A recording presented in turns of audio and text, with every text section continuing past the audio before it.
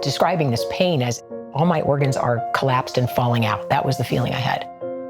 Months after Joanne Moody's first pregnancy ended with an emergency C-section, she was still in constant pain. Before my pregnancy, my life was full. Now I can't stand up or sit, and all I want to do is cry. And so that began this journey of this mystery of intensifying pelvic pain that just continued. Everyday tasks became torturous, draining any joy out of being a wife and mother. As the months turned into years, doctors couldn't find a cause. I kept asking God in the early years because I kept believing, oh, well, God can do this. This is a no-brainer for God. God can take my pain away. After 5 years and 7 surgeries, there was no improvement. Unable to function normally even on countless pain medications, Joanne felt like a failure. The only thing helping her hang on was the Word of God. I laid on the floor and cried. And then I would read the Word, and I would have a promise, and I would repeat that. And I would feel positive enough, I'd have some grace. But then I would also collapse, and I would want to kill myself. In 2004, a specialist discovered nerves in her pelvis had been crushed during her 91 hours of labor.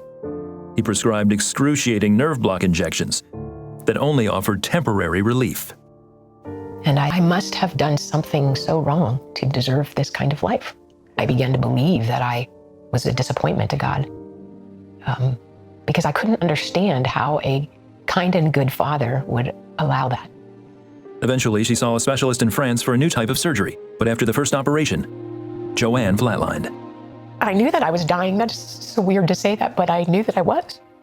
And I left my body and I went up, and for the first time since 1999, January, I didn't have any pain. Joanne says God came to her, and she was ready to go with him. And I have never felt so loved and so covered and so protected. And he said, I have seen your suffering, child. And returned to her body. She would endure 2 more surgeries, but her condition only got worse. Come to a place of resignation. This is my lot in life. This was God's will for my life. In 2013, Joanne reluctantly attended a healing conference in Orlando. On the last night, a man approached her and told her she was believing lies about herself and God. And he sits on the end of the row and took my face in his hands and led me through the renouncing of all these agreements that I was the disappointment to God, that I was untrustworthy, that I was rejected and abandoned, and had me ask for my own forgiveness from God, that I was mad at him, and all this stuff of unwinding. And I just felt things coming off of me. And then eventually he prayed for the physical part of my body that had been like a volcano for 14 and a half years. And in an instant, all the pain left.